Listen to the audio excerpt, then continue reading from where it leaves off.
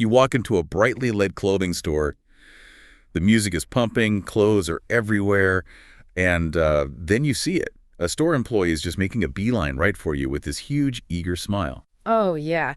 And, for anyone navigating a second language, that friendly approach, well, it triggers instant panic. I mean, it feels less like shopping and more like an ambush. Oh, totally.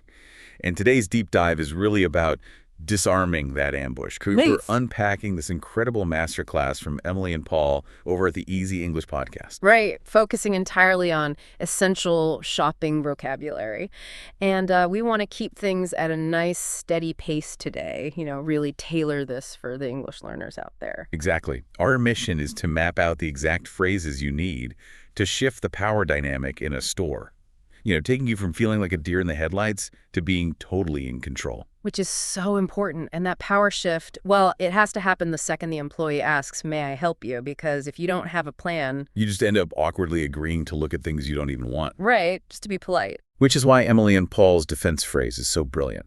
Simply saying, no thanks, I'm just looking, acts like a conversational force field. Oh, I love that analogy. Yeah. You are essentially hanging a polite do not disturb sign on yourself.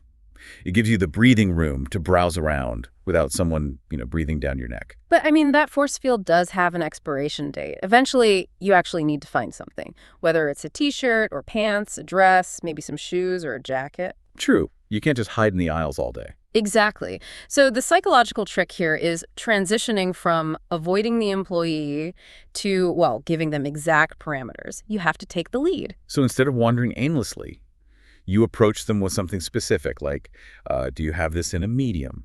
Or, do you have this in blue? Yeah, you're handing them a mission rather than letting them dictate the sale. And when you frame it as a request like that, the pressure shifts entirely off your shoulders. That's such a good point. Mhm. And once they complete that mission, you're holding the item. But now you have to evaluate it. Right, which means navigating the fitting room or dressing room, depending on where you are. And the simple question you need is just, can I try this on? And the feedback is where you really have to be direct, like it's too big or it's too small or the absolute holy grail, it fits perfectly. Yeah, the holy grail of shopping. Yeah. And let's say it does fit perfectly and we march right up to the cash register. This is where the English language seems to play a really weird trick on us. No, right.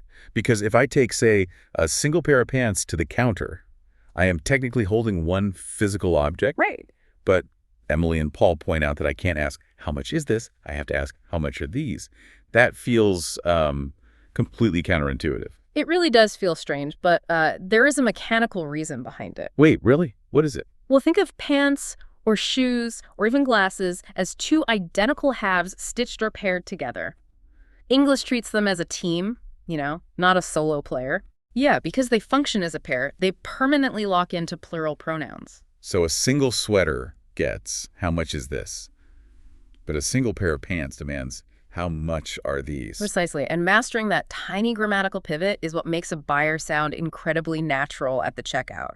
It just shows this intuitive grasp of the mechanics of the language. Now we just have to survive the actual price tag. Right. Because if you get sticker shock, you can absolutely drop an it's too expensive and walk away. But if the price is right, you'll probably hear, how would you like to pay? Which is your cue to finalize the transaction. You just say, by card, please, or with cash. Yeah. The interaction concludes smoothly, entirely on your terms, and of course, you grab your receipt. We'll always get the receipt. Yeah. And you can really see this whole psychological arc perfectly in Emily and Paul's final role play. Oh, yeah, where Emily plays the customer. Exactly. Yeah. She walks in, deflects the initial greeting so she can browse, specifically asks for a medium blue sweater, tests it out in the fitting room. Right, asks the price, which turns out to be $30, and then she just confidently pays by card. She dictated the flow of that entire interaction. Right. Because she had the mechanical script ready for each phase of the journey. It completely removes that pop quiz anxiety we talked about at the beginning. You walk out with exactly what you wanted. You really do. But before we wrap up today, think about this. You now have the exact blueprint to successfully buy that perfect blue sweater. Mm-hmm. But how do you think that conversation changes if you wake up tomorrow, realize it doesn't match your shoes, and actually have to go back to the store to return it?